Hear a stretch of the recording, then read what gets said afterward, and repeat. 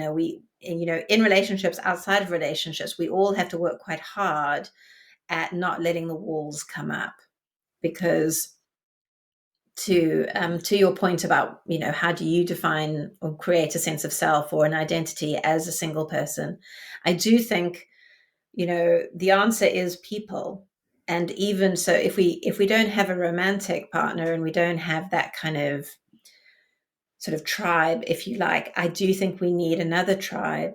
I think it's dangerous to sort of we can become quite reclusive within our Yeah. sort of singleness. It can become an aloneness in the world, and we're not alone in the world. And so I always encourage my clients to find people and to keep finding people that can be part of our world and can be part of our community, because we need people. People need people, but in Mm. many different capacities. So having love, having care, having acceptance comes in many different forms. But again, the way our society is a little bit, people can, at a certain age, start moving away and getting married or going down traditional routes, and we can become more and more isolated, and we don't sort of recognize our need to keep our lives big and to keep our worlds big, and meet new people and put ourselves out there in new ways, just to make friends, just to be part of the world. And I think that's what really helps us have a sense of identity. It's another kind of paradox, is I am who I am because of the world that I live in and because of the community that I'm in. Mm. I think that's an important part of being human.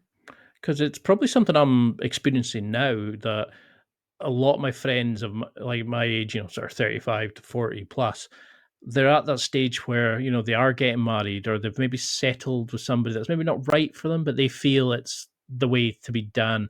And Okay.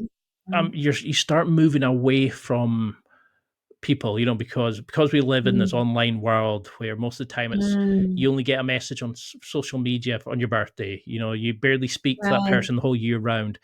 It's Yeah. difficult because we're not in the play groups we had as kids, where you were kind of, Mm. you knew everybody and you went and played together outside school.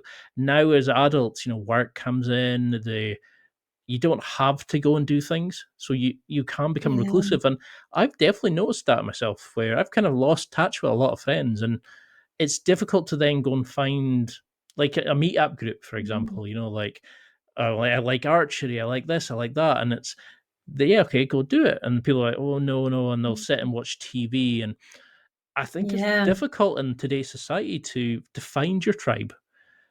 I Yeah. really like the idea of going out and finding people to give you that stability, to Mm. give you that identity, so you don't feel like, I've got friends who completely change when they have partners, Mm. because it's becomes them. It's all they can do is with their partner, where they suffocate them, because Mm. to them they're only complete when they have a partner. It's a hole they need to Mm. fill.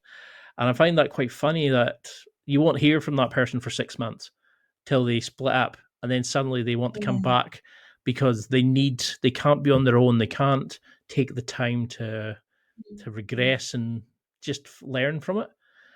That's something I definitely struggle with. I mean, a big thing I have just now is one of my ex-girlfriends from, oh god, must have been about 10 years ago. I use her as a benchmark because she gave me Um, the initial highs. It was, it wasn't the first person I had sex with, it wasn't, but it was my first love.